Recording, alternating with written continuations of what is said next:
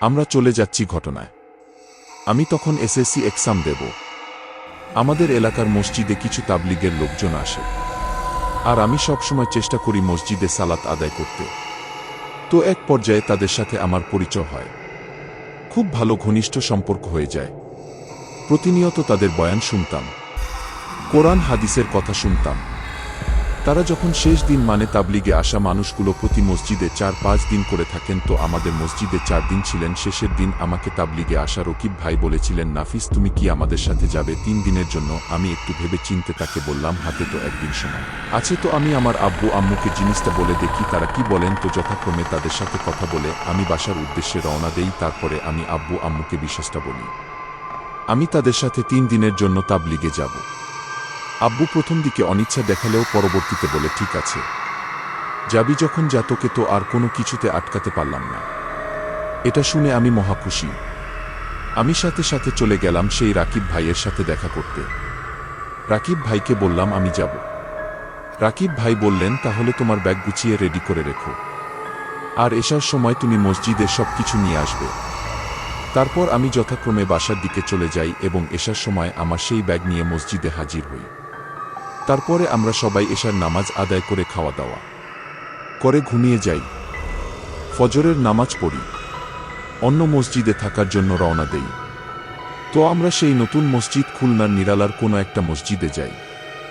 মনে রাখা ভালো, মসজিদ ছিল খুবই অপূর্ব। মসজিদের 2 সাইডে ছিল 2টি বারান্দা, আর বারান্দার গা ঘেঁষে ছিল একটা নীলকণ্ঠ ফুল গাছ, আর একে ছিল বেলি ফুলের গাছ। তো সেদিনকার মতো আমি মসজিদটা ভালোভাবে ঘুরে দেখলাম। তারপরে জোহরের নামাজ আদায় করলাম। নামাজের পরে তালিমে যোগ দিলাম, কোরআন হাদিসের কথা শুনলাম। আমাদের সাথে একজন হুজুর, আমাদের থেকে বয়স অনেক বড়, আরেকজন ছিলেন সেই মসজিদের এক ইমাম।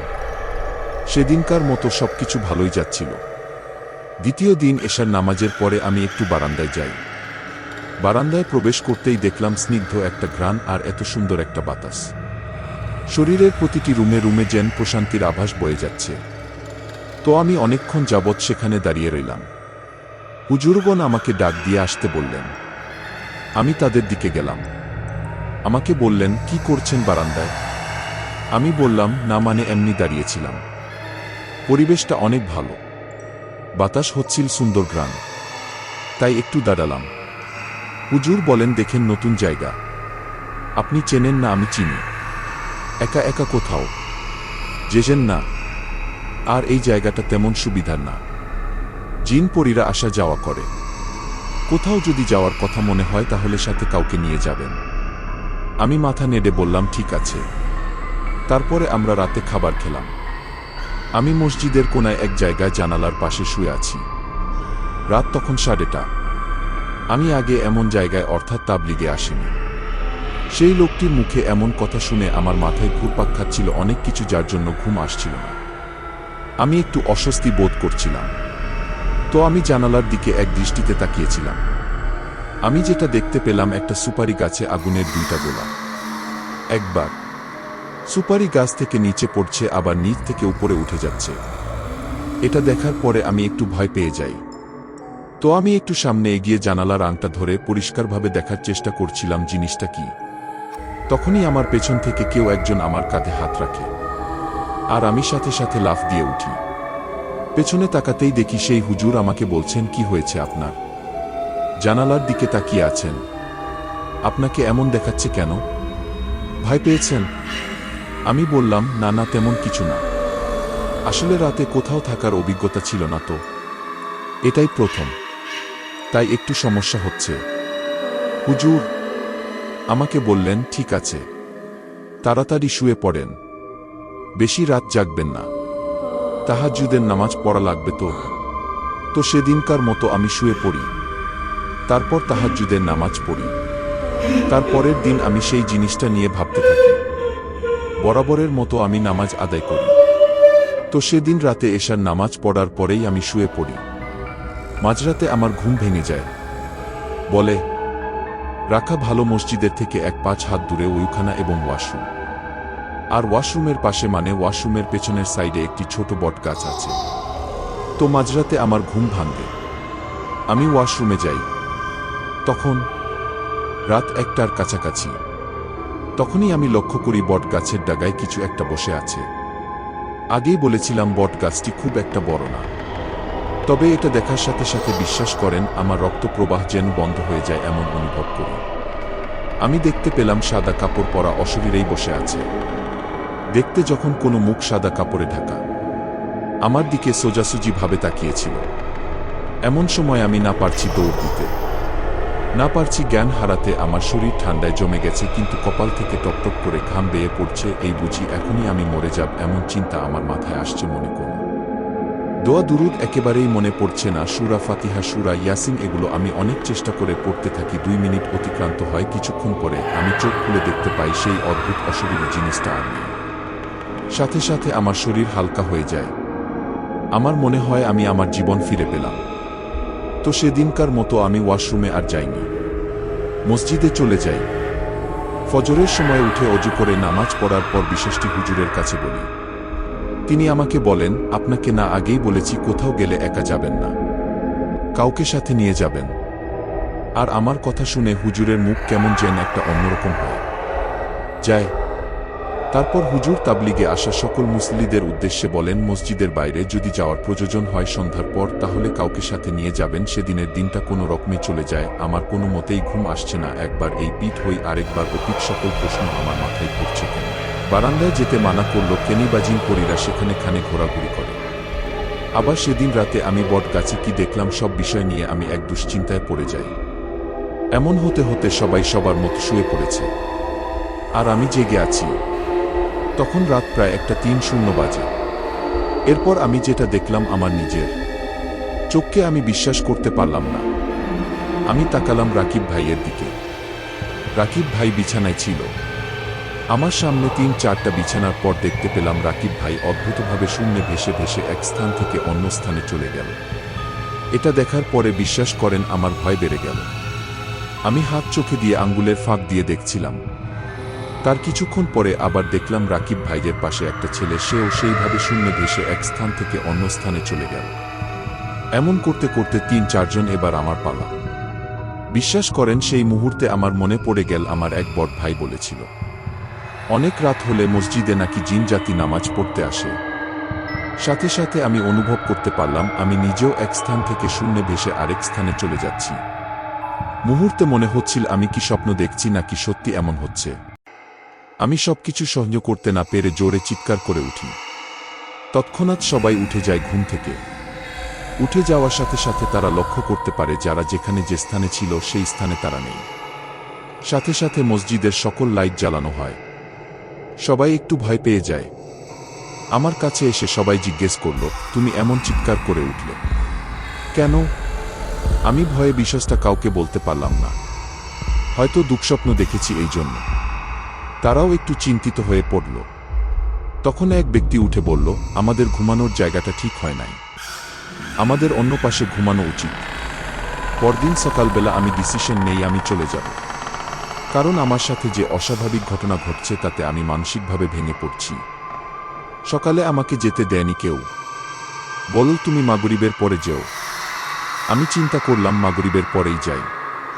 আসরের নামাজ আদায় করে আমি আমার যাবতীয় জিনিসপত্র ব্যাগে গুছিয়ে নিয়েছি। তারপর তালিমে বসি। মাগরিবের নামাজ আদায় করে সবার সাথে মোসাফা করে যেই না বের হতে গেছি, খুব জোরে ঝড় হতে শুরু করল, বৃষ্টি আর মেঘ। আমি সাহস করলাম না যেতে। আস্তে আস্তে এমন করে এশার সময় চলে এলো। এশার আয়ান দিল। আয়ানের সাথে সাথে ঝড় বৃষ্টি তুলনামূলকভাবে কমে আসলো। আমি সাথে সাথে নামাজ কালাম পড়ে রওনা দিলাম বাসার উদ্দেশ্যে। বৃষ্টির কারণে অনেক রাস্তা কিছুটা পানির নিচে চলে গেছে, তো আমি অটোতে উঠলাম। বলে রাখা ভালো, আমাদের বাসার রাস্তাটা ইটকেল দিয়ে ভরা। এটাকে রাস্তা বললে ভুল হবে। সেখান থেকে আমাদের বাসায় যেতে 2-5 মিনিটের মতো লাগে। কিছুক্ষণ পরে অটো দাঁড়ালো। আমি বললাম, কি হলো মামা, দাঁড়ালেন কেন? আর সামনে যাওয়া যাবে না, পানি উঠে গেছে। আচ্ছা, কি আর করার, যখন বিপদ আসে তখন সব দিক থেকেই আসে। তাকে টাকা দিয়ে আমি রওনা দিলাম। তখন হালকা বৃষ্টি পড়ছে। কিছু দূর যেতে দেখতে পেলাম রাস্তা অন্ধকার। বৃষ্টির কারণে রোড লাইট নিভু নিভু করে জ্বলছে, একবার জ্বলছে একবার নিভছে। রাস্তায় একটা মানুষও নেই। সাধারণত রাস্তাটা খারাপ হওয়ার কারণে খুব কম মানুষ সেখানে যাতায়াত করে। প্রয়োজন ছাড়া কেউ এই রাস্তায় আসতে চায় না। খুবই ভয় পাচ্ছিলাম সামনে কি হবে। আমার ভয় ক্রমাগত বেড়ে যাচ্ছে। যত সামনের দিকে এগুচ্ছি মনে হচ্ছে রাস্তার অন্ধকার আরও বাড়ছে। এমন সময় আমার পাশ থেকে একটা কালো বেড়াল লাল বর্ণের চোখ আমার চোখের সাথে চোখ রেখে কেমন একটা আওয়াজ করল। বেড়ালটা অস্বাভাবিক ছিল। আমি আমার মতন করে হাঁটা শুরু করলাম। যতই এগোচ্ছি রাস্তা ফুরাচ্ছে না। কিছু দূরে হাঁটার পর আমি লক্ষ্য করলাম আমি কিছুক্ষণ আগে যে রাস্তা অতিক্রম করেছি সেই রাস্তা দিয়ে আবার হেঁটে চলেছি। এমন একটা পরিস্থিতির ভেতরে আমি আগে কখনো পড়িনি। এবার আমি মনে মনে আত্মবিশ্বাস নিয়ে কাঁধের ব্যাগ শক্ত করে হাত দিয়ে ধরে জোরে জোরে হাঁটা শুরু করলাম। আর মনে মনে যত রকমের সুরা আছে সব পাঠ করতে লাগলাম। শেষমেশ আমার বাড়ির সামনে একটা কবরস্থান পড়ে। সেখান থেকে আমার বাড়িতে আসতে 1 মিনিট লাগে। কবরস্থানের রাস্তা একটু উঁচু হওয়ার কারণে পানি উঠতে পারেনি। তখন প্রায় 1:00টার মতো বাজে। কবরস্থানের ভেতর থেকে শিয়ালের ডাক আর কুকুরের ডাক আমার আত্মাকে মৃত বানিয়ে ফেল। আমি দৌড়ে বাসায় যেতে লাগলাম। আর সেই মুহূর্তেই কিছু ছায়ামূর্তি দ্রুত গতিতে আমার পিছু নিল। দেখলাম 2টা কুকুর মুখ থেকে লালা ঝরছে। এটা দেখার পর আমি দৌড় দিলাম। সাথে সাথে একটা গাছের সাথে ধাক্কা খেয়ে আমি অচেতন হয়ে গেলাম। তারপর সকালে ঘুম থেকে উঠে দেখি আমি আমার বিছানায়। দেখলাম আমার মা আমার পাশে বসে আছে, কপালে ভেজা গামছা। শরীর নিস্তেজ হয়ে পড়েছিল প্রচণ্ড জ্বরে। তারপরে আমি আম্মুকে জিজ্ঞাসা করলাম আমি বাসায় আসলাম কিভাবে। তারপরের ঘটনা আম্মুর মুখ থেকে শোনা। পাশের বাসার আনোয়ার ভাই কবরস্থানের সামনে যে একটা ধানের মিল আছে সেখানে সে নাইট গার্ডের কাজ করে। বাসায় যাওয়ার সময় আমাকে দেখতে পায় অচেতন অবস্থায়। প্রথমে সে নিজেও ভয় পেয়েছিল। তারপরে আমাকে ধরে বাবাকে ফোন দিয়ে বাসায় নিয়ে এসেছে। পরে আম্মু এই ঘটনাটি ইমাম সাহেবকে জানায়। তিনি বলেন সেখানে জিন জাতি নামাজ পড়ছিল। আমি সেদিন চিৎকার দেওয়ার কারণে তাদের ব্যাঘাত ঘটে। তাই আমার উপরে তারা রাগান্বিত হয়। তারা ভালো হওয়ার কারণে আমার কোনো ক্ষতি করেনি। ইমাম সাহেব আমাকে ঝাড়ফুঁক করে দেন, একটা তাবিজ দেন, পানি পড়া দেন, আর 4-5 দিন রাতে বের হতে মানা করেন। আমি তার কথা মতন চলি। তারপর মাসখানেক পরে আলহামদুলিল্লাহ সুস্থ হয়ে যাই। কিন্তু আমার মাথায় এখনো একটা জিনিস ঘুরপাক খায়।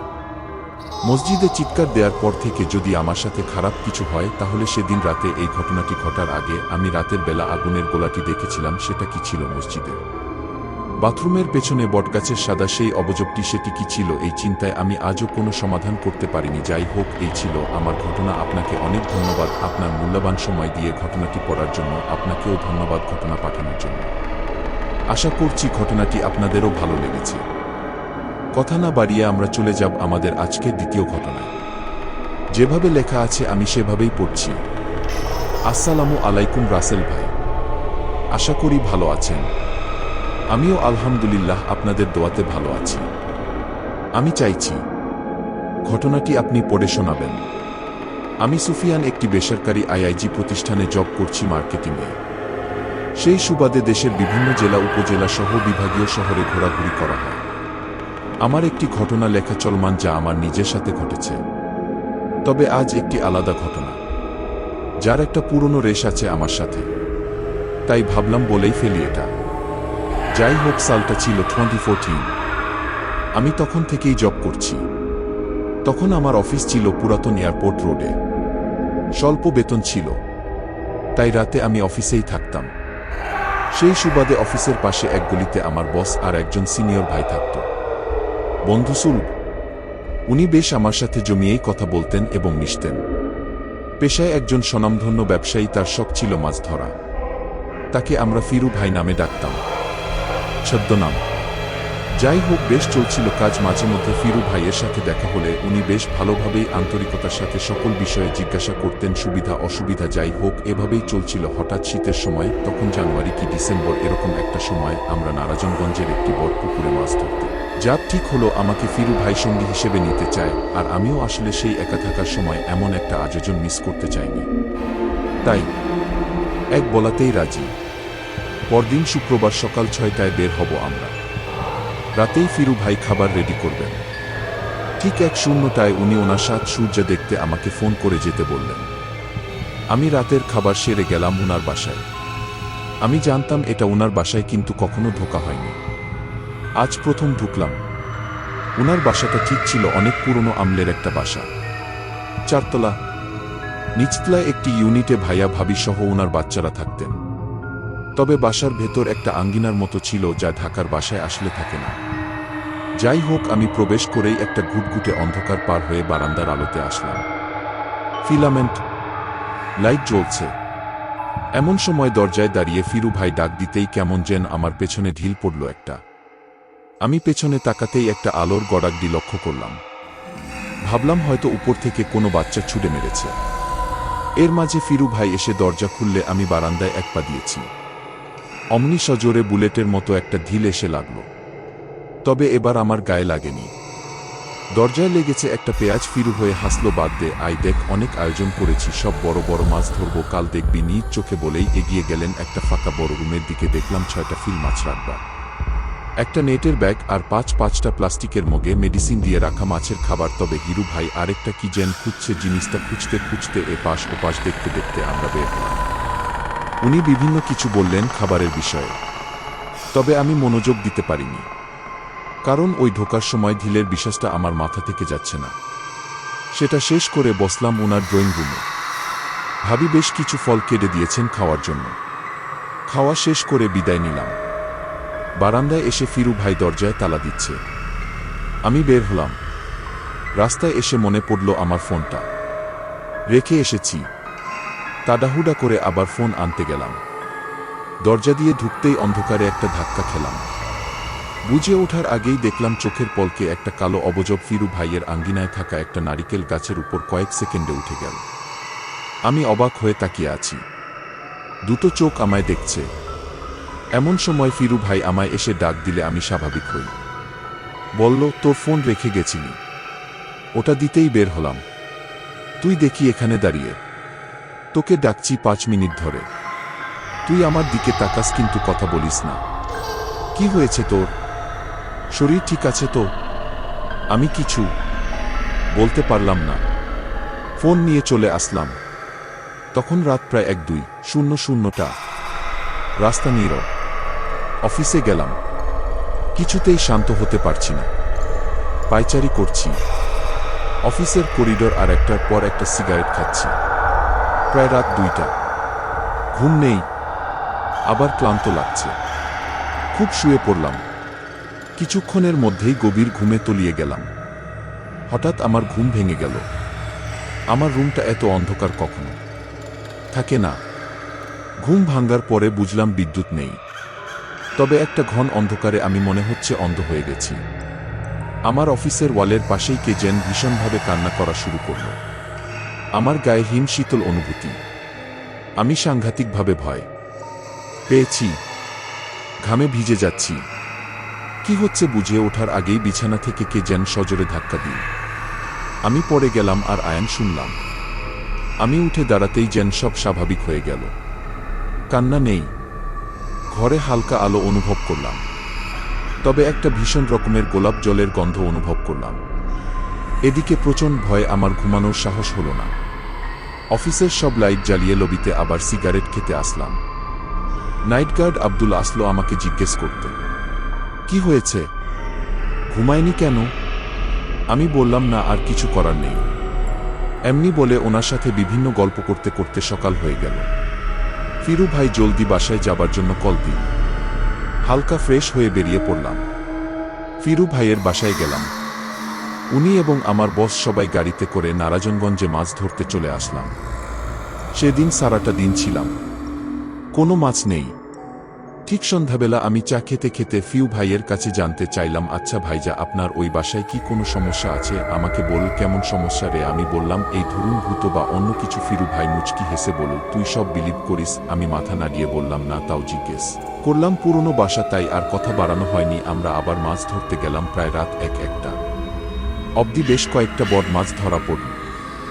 আর প্রচণ্ড ঠান্ডায় বসে থাকতে থাকতে অবস্থা আমাদের খারাপ হয়ে যাচ্ছিল। একবার চলে যাব ভাবছি, কিন্তু ফিরু ভাই মাছের সমাহার দেখে যেতে নারাজ। এভাবে প্রায় রাত ৩টা অবধি আমরা অনেক মাছ ধরলাম। প্রায় ৩,০৩৫ কেজি হবে।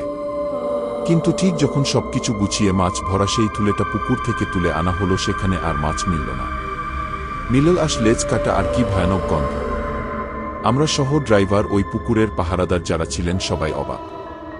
এত বড় বড় মাছগুলো গেল কোথায়?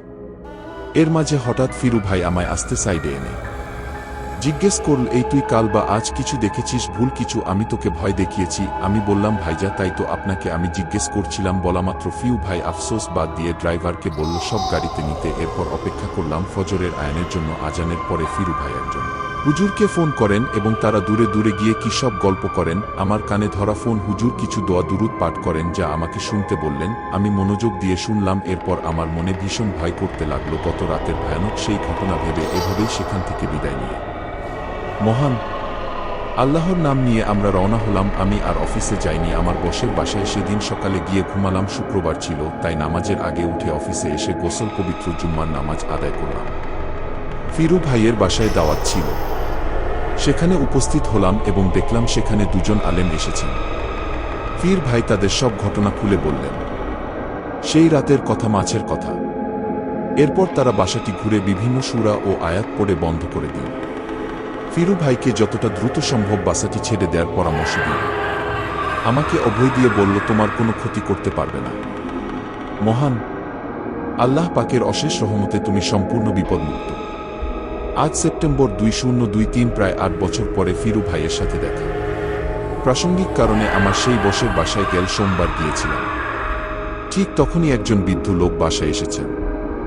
আমাকে দেখে সালাম প্রদান করলেন। মনে হলো তাকে আমি চিনি, কিন্তু সঠিক বুঝতে পারছি না। উনি একবার আমার নাম ধরে জিজ্ঞেস করে বসলেন, কেমন আছি, আমি কোথায় থাকছি।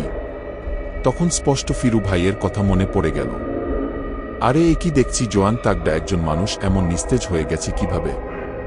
চেহারায় বয়সের ঝাপ। যাই হোক, গল্পে গল্পে ভাবে তাদের পুরনো বাসা নিয়ে অনেক দুঃখ করল। এই পুরনো বাসায় নাকি তাদের পথে বসিয়েছে। আমি জানতে চাইলাম, আচ্ছা ভাবি, বাসাটার আসলে কি সমস্যা ছিল বলা যায়? অনেকটা হাফ ছেড়েই বললেন, আসলে বাসাটা একজন ফাদারের ছিল যিনি ইংল্যান্ড থেকে এসেছিলেন।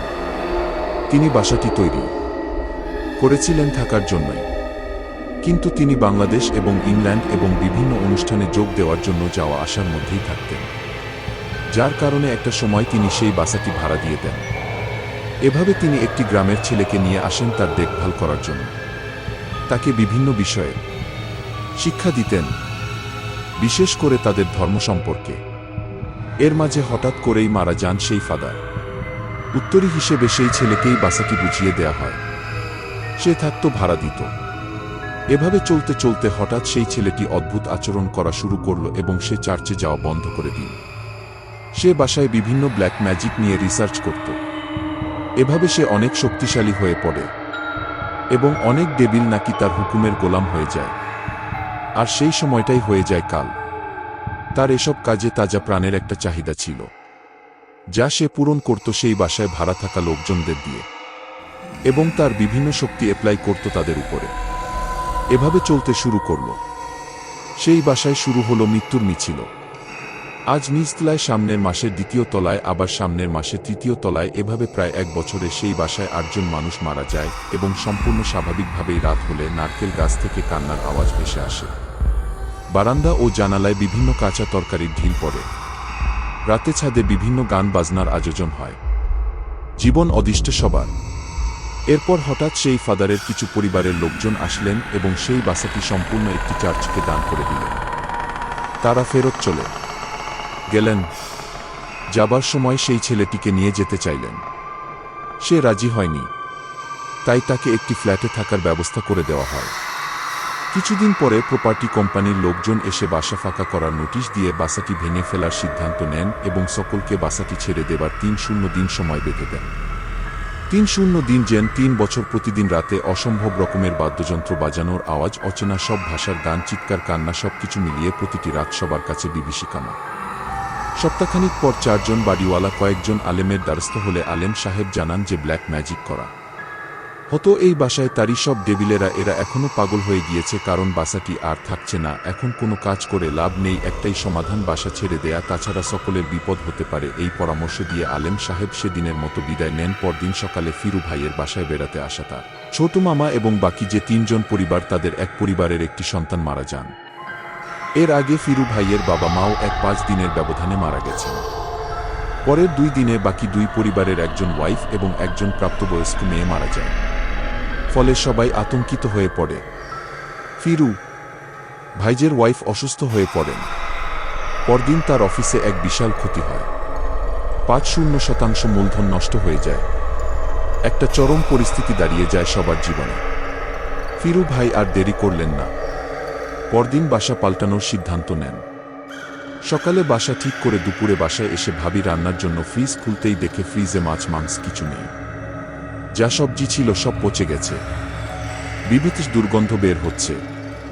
ফিরু ভাই আর এক মুহূর্ত দেরি না করে একজন আলেমের সহায়তায় তার নতুন ভাষা বন্ধ করে নিলেন এবং আলেম সাহেবের উপস্থিতিতেই ভাষা পরিবর্তন করে নিলেন। সেই রাতে ফিরু ভাইকে স্বপ্নে সেই ফাদারের দেখভাল করা ছেলেটি বলে, তুই বেঁচে গেলি, তোকে আমার ইচ্ছে ছিল মেরে ফেলা। তুই প্রথম আমাকে বিরক্ত করেছিলি হুজুরকে ডেকে, তোর ক্ষতি আমি করবই। পরদিন সকালে ফিরু ভাই আর কাউকে কোনো কিছু বলেনি। বাসায় রেখে আসা একটা আলমারি নিতে গিয়েছিল। অস্বাভাবিকভাবে আলমারিটি ফিরু ভাইয়ের কোমর বরাবর পড়ে যায় এবং তার কোমরের মূল হাড় ফ্র্যাকচার হয়ে যায়। ফিরু ভাই প্রায় 5 বছর বিছানা শয্যায়। এবছর জানুয়ারিতে তিনি ভারতের একজন তান্ত্রিকের সহায়তায় কবিরাজের চিকিৎসা গ্রহণ করে এখন কিছুটা সুস্থ। আপনারা সবাই ফিরু ভাইয়ের জন্য দোয়া করবেন, আমার জন্য দোয়া করবেন। গুছিয়ে না বলতে পারা অনিচ্ছাকৃত ভুলের জন্য ক্ষমা চেয়ে নিচ্ছি।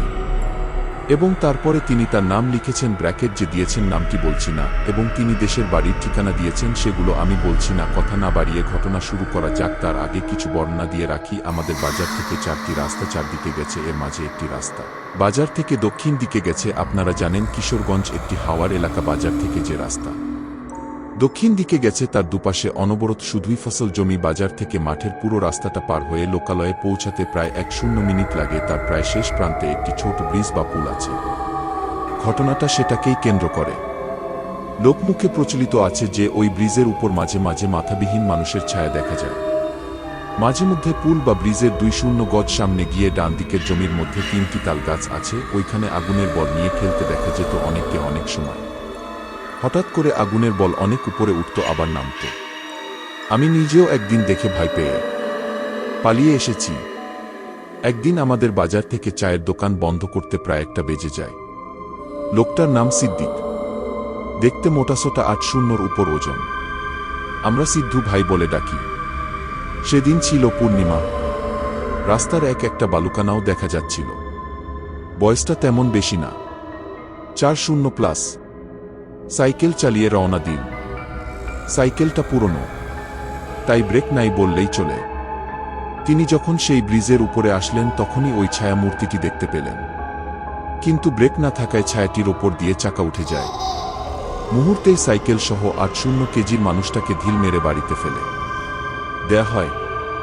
কোনো রকমে প্রাণ নিয়ে চিৎকার করতে করতে তিনি দৌড়াতে থাকেন এবং দূরের বাড়ি থেকে তার চিৎকার শুনে সবাই ছুটে এসে অচেতন অবস্থায় তাকে উদ্ধার করে। ভাগ্যের কারণে সেদিন সিদ্দিক চাচা বেঁচে ফিরেছিলেন। শোনা যায় দীর্ঘ 40 থেকে 4-5 বছর আগে 2-3 মাস পর পর একজন মানুষকে উল্টো করে অর্ধেক গেড়ে দিত তালগাছের জমির কাতার ভেতরে। এভাবে চলার পর এলাকার শাহী মসজিদের বড় ইমামকে নিয়ে এসে সিন্নি বিতরণ করা হয়, দোয়ার আয়োজন করা হয়। এরপর আর মানুষটার সাথে এরকম ঘটনা ঘটেনি। ভয় দেখাতো মানুষকে, এরকম বহু ঘটনা লোকমুখে প্রচলিত আছে।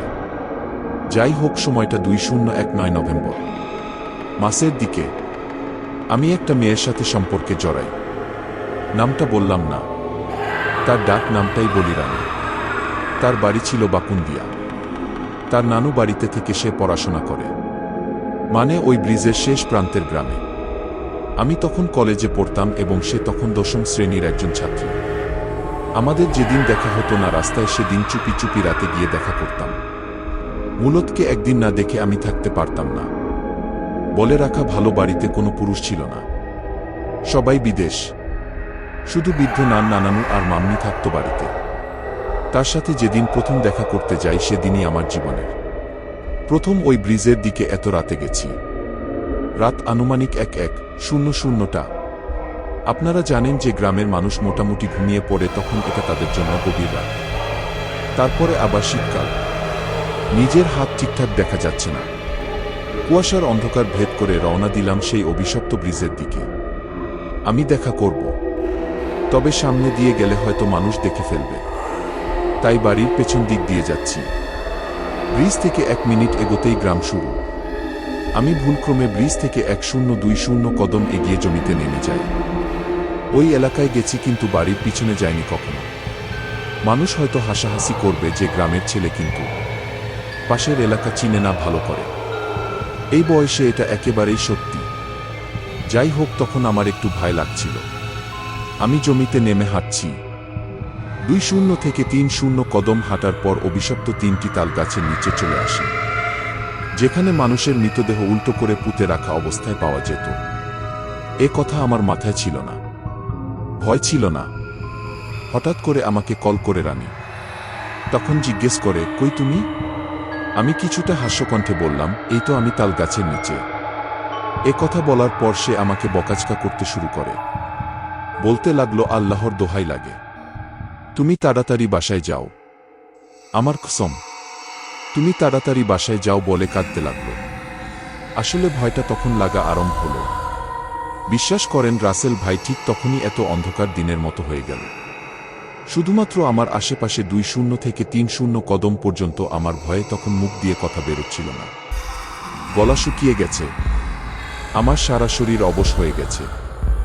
হঠাৎ 3টি তাল গাছ থেকে অঝরে তাল পড়া শুরু হলো। সাথে সাথে কালো কুচকুচে অবজবগুলো নেমে আসতে থাকলো। এত কুয়াশার মধ্যে সাদা আলতাদের দেখা যাচ্ছে, 2.5 ফুট উচ্চতার দেহটা বিভৎস রকম হাসি। এদিকে রানী কাঁদতে থাকে। মাম্মি এসে তাকে দেখে বকা দেয় যে এত রাতে কার সাথে কথা বলে। সব কথা খুলে বলার পর মাম্মি বুঝতে পারল বলে রাখা জরুরি যে জঙ্গলের সাথে বাড়ি থাকায় এসব বিষয়ে তার ধারণা রয়েছে এবং হালকা পাতলা কিছু তদবিরও তিনি জানেন। এদিকে আমি কথা বলার চেষ্টা করেও পাচ্ছি না, ওদিকে ঘুমানোর আওয়াজ, মোবাইলে কান্না শব্দ। এরপর বিক শব্দ শুনে আমরা সবাই ভাই দুজনেই এক পর্যায়ে রানী কান্নাকাটি করে জোরপূর্বক মাম্মিকে নিয়ে আসতে থাকে। তারাও অভিশপ্ত আলো দেখতে পান। আসার সময় অনেক পাওয়ারফুল একটা লাইট নিয়ে আসতে থাকে তারা আমাকে। তখন কেউ শূন্যে ভাসিয়ে দিল আমার মাথা নিচের দিকে। পা উপরের দিকে হাত থেকে মোবাইল পড়ে গেল। তাদের সাথে থাকা একটা লাইট টিপ দেওয়ার সাথে সাথে আলো চলে যায় এবং দোয়া দরুদ পড়তে থাকে। মাম্মি সেই কালো কুচকুচু অবজবটি দেখে রানী প্রচণ্ড ভয় অচেতন হয়ে যায়। এদিকে মাম্মি দোয়া দরুদ পড়তে থাকে এবং এক পর্যায়ে 2-3 হাত ওপর থেকে আমাকে ছেড়ে দেয় এবং কাদার মধ্যে আমি গেড়ে যাই। নাক পর্যন্ত আমার কাদার মধ্যে চলে গিয়েছিল, দম প্রায় বেরিয়ে আসার মতো উপক্রম। এদিকে ঘাড়ে প্রচণ্ড ব্যথা পাই, জিভ কেটে যায় দাঁত দিয়ে। অন্যদিকে জমে থাকা সেচের পানি মুখে ছিটানোর পর রানী সচেতন হয়। কিছুক্ষণ পরেই আমার মুখ দিয়ে রক্ত বের হওয়া শুরু হয়। দেখে শয়তান ভেবে ভয় পেয়ে আবার সে জ্ঞান হারায়। তখন প্রায় 1-5 মিনিট আমরা নিশ্চুপ রইলাম। চারিদিকে শীতল হাওয়া, নিশ্চুপ সারা এলাকা। একটা সময় রানীর জ্ঞান ফিরল। সবাই বাসায় আসলাম। নানু ও তার ছোট মামাতো ভাই সবাই সজাগ হলো। লোকে শুনলে খারাপ ভাববে, এত রাতে একটা ছেলে ইত্যাদি, তাই রাতটা এখানেই থাকতে বলল। সবাই আমাকে চেনে, পাশের এলাকারই তো। তখন 3টা ছুঁই ছুঁই। কিন্তু হঠাৎ মাথায় একটা চিন্তা ঢুকে গেল, এখন বাড়ি না যাই তো আব্বু মেরেই ফেলবে। রাগে মাথায় খুন করতে দ্বিধা করবে না, তার উপর যদি এসব শোনে তাহলে তো কোনো কথাই নেই। তাই আটকানোর চেষ্টা করেও কোনো লাভ হয়নি। রওনা দিলাম বাড়ির উদ্দেশ্যে। পথিমধ্যে সামনে কে জানি হঠাৎ করে রাস্তার এপাশ থেকে ওপাশে দৌড় মারে। এসবে ভয় করেও না করার ভান করে হাঁটতে শুরু করি। এক পর্যায়ে পাশাপাশি বড় একটা কিছু ছায়া দেখি, আমাকে সামনে যেতে দিচ্ছে না। তাই রাগে এমন জোরে একটা ঘুষি মারি, মনে হয় একটা তাল গাছ পড়ার আওয়াজ শুনতে পেলাম। পথিমধ্যে আর কোনো সমস্যা হয়নি। দৌড়ে বাসায় আসলাম, দেখি পুরোই উল্টো। বাবা মা এই শীতের রাতে বাইরে বসে আগুন পোহাচ্ছে আর আমাকে কলের পর কল দিচ্ছে আর কাঁদছে আমার মা। আমি এক পা উঠোন দিতেই জ্ঞান হারালাম। আমার মুখে রক্ত জমায়, কাদা দেখে চিৎকার দিয়ে এগিয়ে আসলো। এলাকার সবাই সজাগ হলো, সবাই মিলে ঘরে নিন। সারা রাত পর আমার জ্ঞান ফিরল। সবাই জানতে চাইলে বলি ডাকাতে ধরেছিল। মা বলে, তাহলে মোবাইল নেয়নি কেন? মিথ্যা বলে ধরা খেলাম। সবার চাপে 2 দিন পরে বলতে রাজি হই। এদিকে দিন দিন সুস্থ হতে লাগলাম। রানীর বাড়ি থেকে মাম্মি সবাইকে বলে দিয়েছিল, যে কারণে বাবা জানতে পেরে যায় অনেক বকাবকি করে সে কবিরাজের কাছে নিয়ে যায়। কবিরাজ জিনের মাধ্যমে জানতে পারে যে হাফিজুল্লাহ নাম জিন আমাকে সাহায্য করেছিল এবং সে অনেককেই সাহায্য করে, এবং কবিরাজ বলে আমাকে বিয়ে করতে দেবে না বদ জিনগুলো, কারণ রানীর দিকে একটি বদ জিনের নজর ছিল। ঠিকই রানীর সাথে বিয়ে ঠিক হয়েও শেষ প্রান্তে আর হয়নি। পরে কবিরাজ ধরে বদিনদের রাজি করায় একটা ছাগলের বিনিময়ে, কিন্তু তারাও শর্ত দিয়েছিল আমার সাথে বিয়ে না দেয়ার। ভালো লাগলে পরে শোনাবেন। ঘটনাটা সিলেক্টেড হলে কাইন্ডলি জানাবেন প্লিজ। এই বলে তিনি তার ঘটনা শেষ করেছেন। আশা করছি এই ঘটনাটি আপনাদের ভালো লেগেছে। যদি ভালো লাগে অবশ্যই আমাদের জানাবেন, যদি ভালো না লাগে সেটাও আমাদেরকে জানাবেন। আমরা চলে যাব আমাদের পরবর্তী ঘটনায়। ঘটনা যিনি লিখছেন তিনি বলছেন, আমার পরিবার ও ব্ল্যাক ম্যাজিক।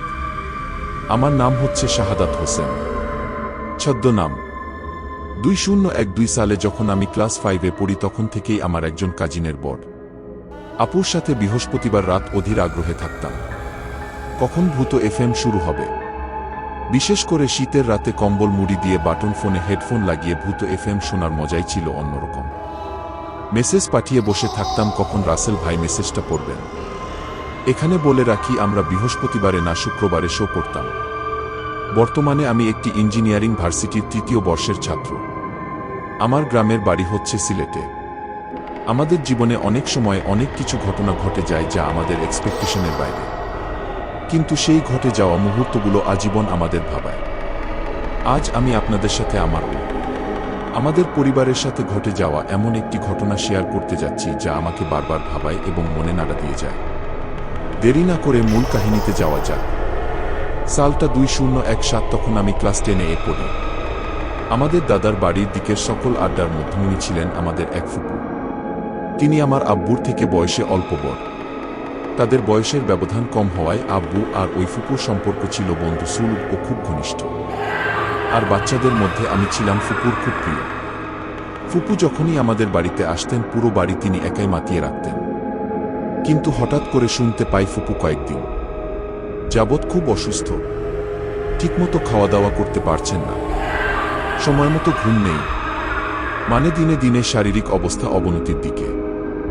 একের পর এক ডাক্তার দেখানো হচ্ছে, ঔষধ দেওয়া হচ্ছে, কিন্তু কোনো উন্নতি নেই।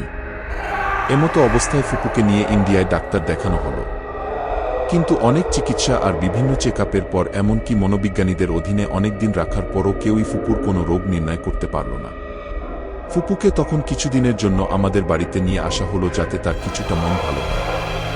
কিন্তু ফুপুকে দেখে আমরা সবাই অবাক ছিলাম যে মানুষটা সর্বদা হাস্যোজ্জ্বল থাকত, সবার সাথে গল্প করে পুরো বাড়ি মাতিয়ে রাখত। আজ সেই মানুষটা চুপচাপ এক কোনায় কোনো কথাবার্তা ছাড়াই বসে আছে। হ্যাঁ, আর একটা কথা বলে রাখি, আমার বুঝ হওয়ার পর থেকে কখনো দেখিনি ফুপুর এক ওয়াক্ত নামাজ কাজা হয়েছে। তিনি অসুস্থ থাকা সত্ত্বেও কখনো নামাজ কাজা করেননি, বরং আমাদেরকেও সর্বদা নামাজ পড়ার পরামর্শ দিতেন। যাই হোক, ঘটনায় আসি। তো ফুপুর এমনই অবস্থা দেখে আমরা সবাই মিলে চেষ্টা করি ফুপুকে গল্পে বা আড্ডায় মাতিয়ে রাখার, কিন্তু ফুপু এসব কিছুতে রেসপন্স না করে চুপচাপ বসে থাকতেন। এই অবস্থা দেখে একসময় পরিবারের মুরব্বীদের পরামর্শে ফুপুকে আমাদের সিলেটেরই জনপ্রিয় এক হুজুরের কাছে নিয়ে যাওয়া হয়। হুজুর সব দিক বিবেচনা করেও ফুপুর সাথে কথাবার্তা বলে জানান যে ফুপুকে কেউ ব্ল্যাক ম্যাজিক করেছে। এটা শোনার পর সবাই একটু অবাক হই, কারণ ফুপু এমন একজন মানুষ যার সাথে হাসি মুখে চলাফেরা ছিল সবার। তারপর ফুপুর থেকে ব্ল্যাক ম্যাজিক সরানোর জন্য হুজুরের পরামর্শে একদিন বাসায় হুজুর সহ ফুপা, আব্বু আরও কয়েকজন উপস্থিত হলেন। হুজুর কিছু দোয়া দরুদ পড়ার পর বললেন যে কেউ একজন গভীর রাতে একা চেয়ে একটি পাতিল, মোমবাতি, আগরবাতি, গোলাপ জল নিয়ে আশেপাশের কোনো নদীর ঘাটে গিয়ে কিছু কাজ সম্পন্ন করবে এবং তাতেই ব্ল্যাক ম্যাজিকটা ফুপুর উপর থেকে কেটে যাবে। তবে যে এই কাজ করতে যাবে সে অবশ্যই ফুপুর কাছের হতে হবে এবং সাহসী হতে হবে, কারণ এইরকম কাজ করতে গেলে কিছুটা সমস্যার সম্মুখীন হতে হবে। উপস্থিত সকলে এই কথা শোনার পর কিছুটা ঘাবড়ে যায়। পরে আব্বু হুজুরকে বলেন যে তার এই কাজ করতে কোনো সমস্যা নেই। একদিকে হুজুর বাসায় বসে দোয়া দুরুদ পাঠ করছিলেন আর অন্যদিকে আব্বু সুরমা নদীর পাড়ের উদ্দেশ্যে রওনা দেন। তখন রাত বাজে 1টা। আব্বু যেয়ে নদীর পাশে একটা ঘাটে পৌঁছান এবং কাজগুলো সম্পন্ন করার জন্য হুজুরকে কল করেন।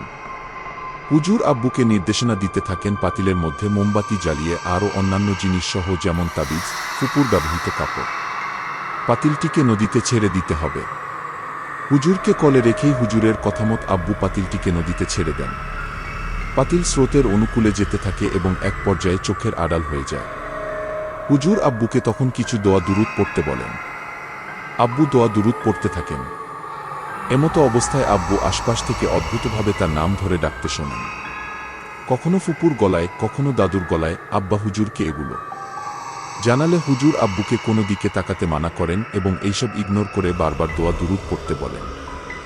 একসময় হুজুর আব্বুকে জিজ্ঞেস করলেন যে দেখত নদীতে যে পথে পাতিলটা চলে গিয়েছে সে দিক থেকে আবার কোনো কিছু আসছে কিনা।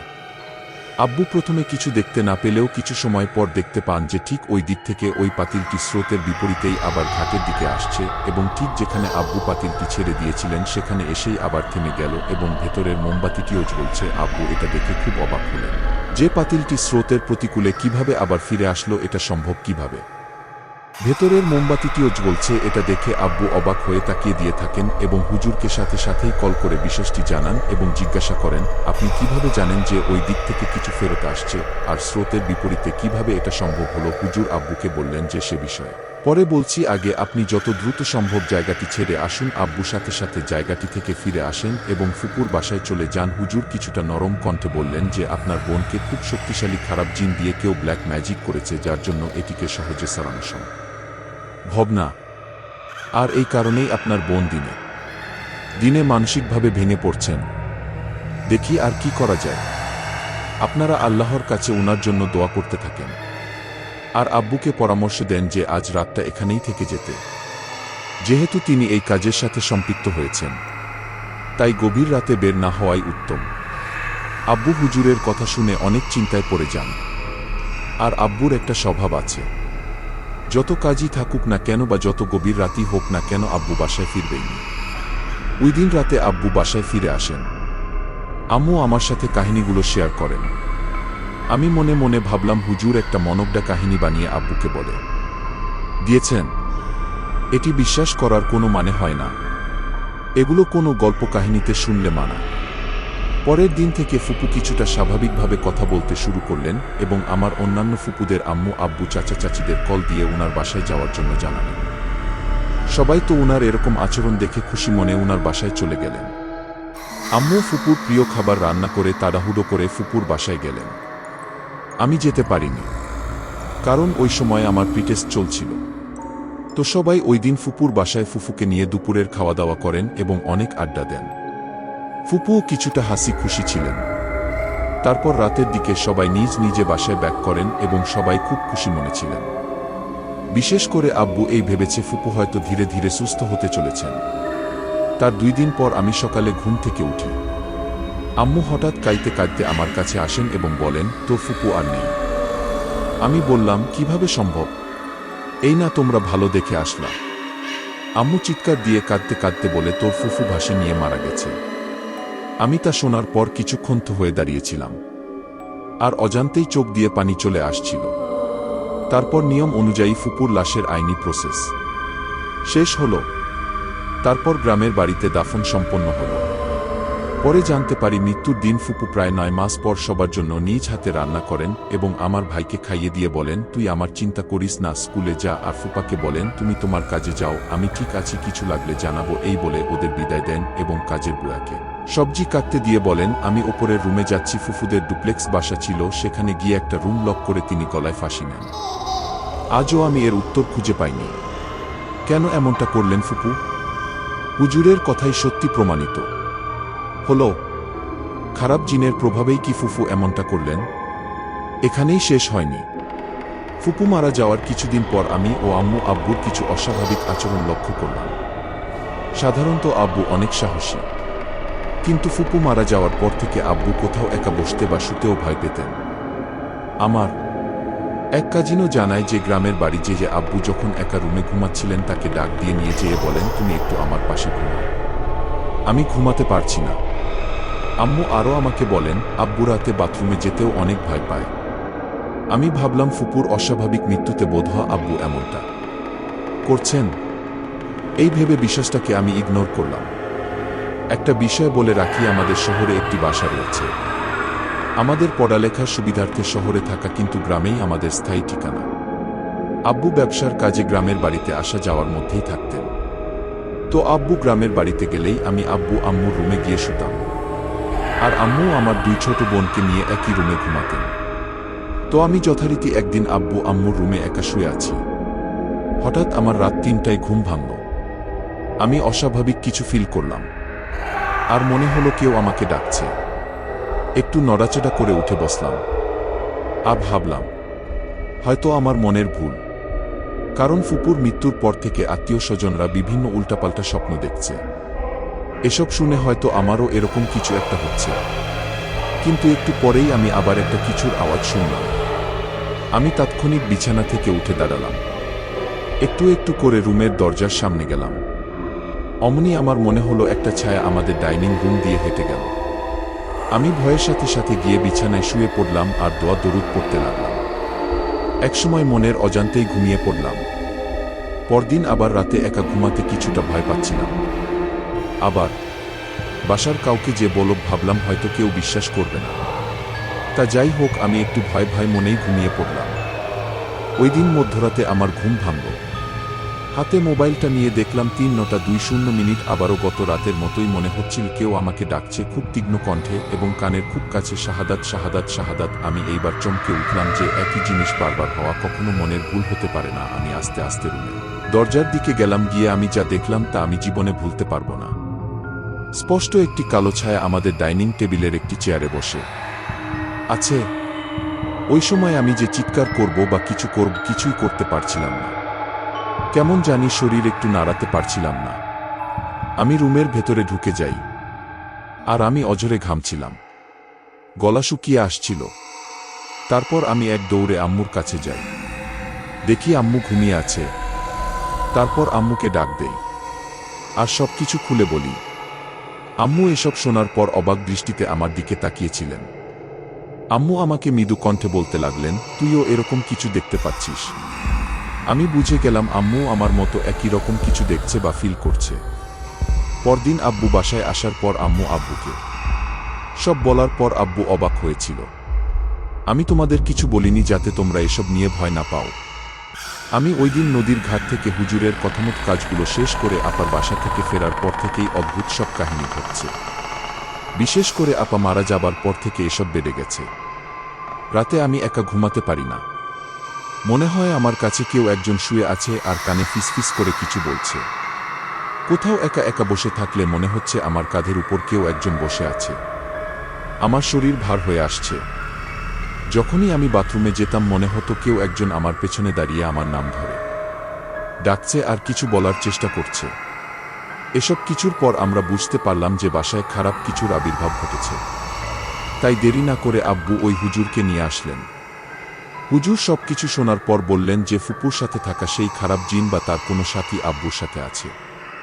ওই দিন আব্বু নদীর ঘাটে গিয়ে ওই কাজগুলো করায় ওইখান থেকেই আব্বুকে প্রভাবিত করতে চাচ্ছে। হুজুর আরও বলেন এই জিনগুলো খুবই খারাপ এবং শক্তিশালী। তারা কানের কাছে বিভিন্ন শব্দ করে সবসময় এবং অন্যমনস্ক রাখতে চায় দুনিয়ার মোহমায়া ত্যাগ করার জন্য। কানের কাছে বিভিন্ন কথা বলতে থাকে। ফুপুর সাথে এই জিনগুলো এগুলোই করত।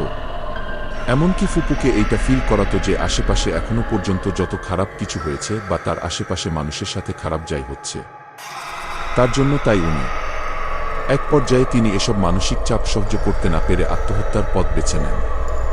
এসব শোনার পর আমি এখন বিশ্বাস না করে আর থাকতে পারলাম না। কারণ ওই দিন রাতে যখন আমি শুনতে পাই আমার নাম ধরে কেউ ডাকছে, মনে হচ্ছিল খুব কাছের কেউ আমাকে খুব বিরহ ভরা কণ্ঠে ডাকছে। আর খুব তীক্ষ্ণ কণ্ঠ আমার কানে আসছিল। মনে হচ্ছিল আশেপাশের কিছুই ভালো লাগছে না। তারপর ওই দিন রাতে হুজুর আমাদের বাসাতেই থেকে গেলেন। যেহেতু ওনার সাথে আমাদের পারিবারিক সম্পর্ক, তাই তিনি নিজ থেকে বললেন এভাবে চলতে থাকলে একে একে সব কিছু নষ্ট করে ফেলবে। তাই তিনি আমাদের বাসায় থেকে রাত্রি যাপন করেন এবং জিকির আজগার করেন এবং আব্বু সহ আমাদের সবাইকে কিছু দোয়া দরুদ লিখে দিয়ে যান, যেগুলো নিয়মিত পাঠ করতে বলেন এবং আব্বুকে একটি তাবিজ পরিয়ে দিয়ে যান। তারপর থেকে আমাদের বাসায় এরকম কিছু ঘটতে দেখা যায়নি। এই ছিল রাসেল ভাই আমার এবং আমার পরিবারের সাথে ঘটে যাওয়া একটি হৃদয় বিদারক ঘটনা।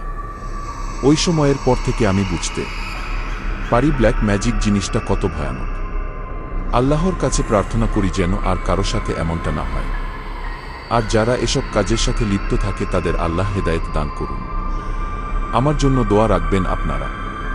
আর লিসেনাররা, আপনারা যদি ইন্টারেস্টেড থাকেন তাহলে এই কাহিনীর সাথে সম্পৃক্ত আরেকটি ঘটনা আপনাদের সাথে শেয়ার করব আরেকদিন ইনশাআল্লাহ। সুস্থ থাকবেন, ভালো থাকবেন।